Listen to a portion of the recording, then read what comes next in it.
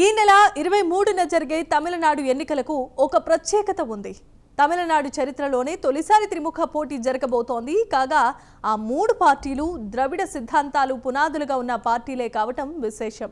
కాగా కాంగ్రెస్ పార్టీ అధికార పక్షమైన డిఎంకే కూటమిలో భాగస్వామి పక్షంగా ఉంది. అలాగే అన్నా డిఎంకే నాయకత్వంలో ఎన్డీఏ కూటమిలో బీజేపీ భాగస్వామి పక్షంగా ఉంది. ఇదిలా ఉంటే సినీ నటుడు విజయ్ సారథ్యంలో టీవీకే పార్టీ ఒంటరి పోరు చేస్తోంది. అయితే విజయ్ పార్టీ ఎవరు ఓట్లు చీలుస్తుందనేది ఇప్పుడు $1 మిలియన్ ప్రశ్నగా మిగిలిపోయింది.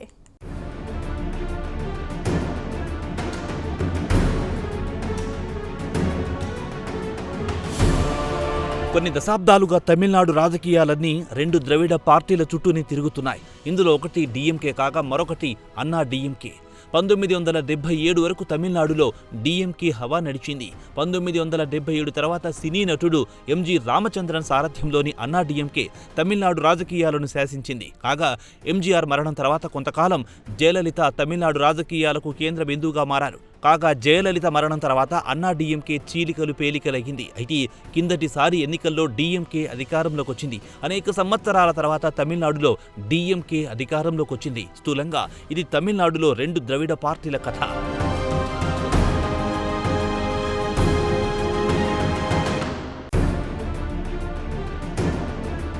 అయితే దాదాపు 2 ఏళ్ల కిందట సినీ హీరో విజయ్ నాయకత్వంలో మరో రాజకీయ పార్టీ తమిళనాడులో ఆవిర్భవించింది. టీవీకే పార్టీగా విజయ్ పార్టీ రాజకీయ వర్గాల్లో పాపులర్ అయ్యింది. కాగా విజయ్ పార్టీ కూడా 100% ద్రవిడ పార్టీ అంటున్నారు రాజకీయ పరిశీలకులు. పెరియార్ సిద్ధాంతాలే తమ పార్టీ పునాదులని విజయ్ అనేకసార్లు వెల్లడించిన సంగతి తెలిసిందే. మొత్తం మీద విజయ్ పార్టీ రాకతో ఈసారి తమిళనాడులో త్రిముఖ పోటీ నెలకొంది. అంతేకాదు పార్టీ పెట్టిన దాదాపు 2 సంవత్సరాలకే విజయ్ అసెంబ్లీ ఎన్నికల బరిలో దిగారు. ఇటు అధికార పక్షమైన డిఎంకే, అటు ప్రతిపక్షమైన అన్నా డిఎంకేకు విజయ్ పార్టీ సవాల్ విసురుతోంది. దీంతో అందరి చూపు ప్రస్తుతం టీవీకే పార్టీపైనే పడింది.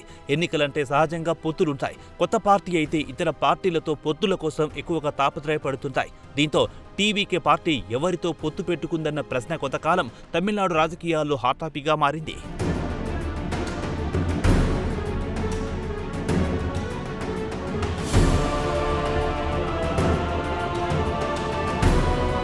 కాగా ఒక దశలో విజయ్ పార్టీ కాంగ్రెస్ పార్టీతో పొత్తు పెట్టుకుందన్న వార్తలొచ్చాయి. తమిళనాడు ప్రజల్లో విజయ్కున్న గుడ్విల్ను క్యాష్ చేసుకోవడానికి కాంగ్రెస్ అగ్రనేత రాహుల్ ఒక దశలో ప్రయత్నించినట్టు వార్తలొచ్చాయి. అయితే కారణాలు తెలియదు కానీ టీవీకే పార్టీ కాంగ్రెస్ పార్టీ మధ్య పొత్తు కుదరలేదు. అలాగే భారతీయ జనతా పార్టీతో టీవీకే పార్టీ పొత్తు పెట్టుకుందన్న వార్తలు మరికొంతకాలం హల్చల్ చేశాయి.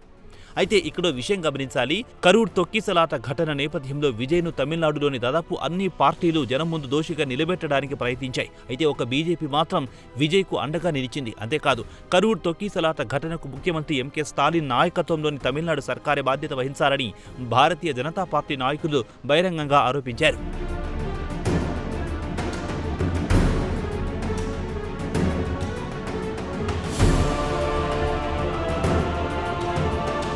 అంతేకాదు తమతో పొత్తు పెట్టుకుంటే విజయ్కు ఉప ముఖ్యమంత్రి పదవి కూడా బీజేపీ హైకమాండ్ ఆఫర్ చేసినట్టు తెలిసింది. అలాగే పొత్తులో భాగంగా దాదాపు 80 సీట్లు టీవీకే పార్టీకి ఇస్తామని బీజేపీ ఢిల్లీ పెద్దలు ఆఫర్ ఇచ్చినట్టు కూడా రాజకీయ వర్గాల సమాచారం. అయితే బీజేపీతో పొత్తు ప్రసక్తే లేదన్నారు. అంతేకాదు బీజేపీని తమ సైద్ధాంతిక ప్రత్యర్థిగా టీవీకే పార్టీ అధినేత విజయ్ పేర్కొన్నారు. పెరియార్ సిద్ధాంతాల నుంచి తాము పక్కకు వైదొలిగే ప్రసక్తే లేదని విజయ్ కుండబద్దలు కొట్టారు. అంతిమంగా విజయ్ నాయకత్వంలోని టీవీకే పార్టీ ఒంటరిగా ఎన్నికల సమరంలో దిగింది. అంతేకాదు మొత్తం 234 నియోజకవర్గాల్లోనూ పోటీకి టీవీకే పార్టీ సయ్యంది. కాగా అనేక మంది సామాన్యులకు టీవీకే పార్టీ అధినేత విజయ్ టికెట్లు ఇచ్చారు. అలాగే పాత కార్ డ్రైవర్ కుమారుడికి పార్టీ టికెట్ ఇచ్చి అందరినీ ఆకట్టుకున్నారు. కాగా ఇటు పెరంబూర్ అటు తిరుచి ఈస్ట్ 2 నియోజకవర్గాల నుంచి విజయ్ బరిలో నిలిచారు. అయితే వ్యూహాత్మకంగానే విజయ్ 2 సెగ్మెంట్ల నుంచి పోటీ చేస్తున్నట్టు రాజకీయ పరిశీలకులు అంటున్నారు.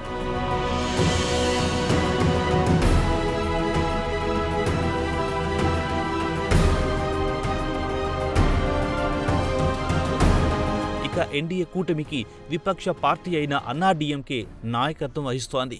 సీనియర్ నాయకుడు పళనిస్వామి ప్రస్తుతం అన్నా డిఎంకే పార్టీకి ప్రధాన కార్యదర్శిగా ఉన్నారు. కాగా సదరు ఎన్డీఏ కూటమిలో అన్నా డిఎంకేతో పాటు బీజేపీ కూడా ఉంది. అంతేకాదు టీటీ దినకరం పార్టీ కూడా ఇదే కూటమిలో ఉంది. కాగా డిఎంకే గత 5 ఏళ్ల పాలనపై వస్తున్న విమర్శలు, ఆరోపణలను ఆయుధాలుగా చేసుకుని ఎన్డీఏ కూటమి విస్తృత ప్రచారం చేస్తోంది. అంతేకాదు ఈసారి హిందుత్వ అజెండాను ఎన్డీఏ కూటమిని పెద్ద ఎత్తున ప్రచారం చేస్తోంది. ప్రధానంగా తిరుప్పర కొండ వివాదాన్ని ఎన్నికల ప్రచారంలో హైలైట్ చేస్తోంది. దీనికి తోడు ప్రధాని నరేంద్ర మోదీ అనేకసార్లు తమిళనాడులో పర్యటించారు.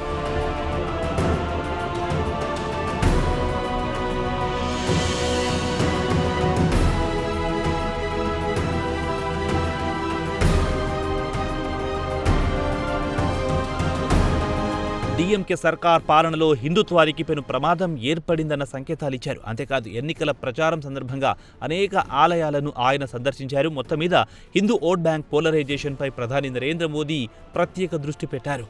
ఇదిలా ఉంటే ఇటు పాత ప్రత్యర్థి అన్నా డీఎంకే, అటు కొత్త ప్రత్యర్థి టీవీకే పార్టీతోనూ డీఎంకే అధినేత ముఖ్యమంత్రి ఎంకే స్టాలిన్ హోరాహోరీ పోరాటం చేస్తున్నారు. కాగా విపక్షాలు సంధిస్తున్న అవినీతి ఆరోపణలతో డీఎంకే పార్టీ తీవ్ర ఇబ్బందులో పడింది. విపక్షాల అవినీతి ఆరోపణలను స్టాలిన్ సమర్థవంతంగా తిప్పికొట్టలేకపోతున్నారన్న విమర్శలు వస్తున్నాయి. ఈ నేపథ్యంలో గత 5 ఏళ్ల కాలంలో తమిళనాడు అభివృద్ధికి తమ ప్రభుత్వం అమలు చేసిన అనేక అభివృద్ధి కార్యక్రమాలని ఎన్నికల ప్రచారంలో డీఎంకే అధినేత ఎంకే స్టాలిన్ ప్రస్తావిస్తున్నారు.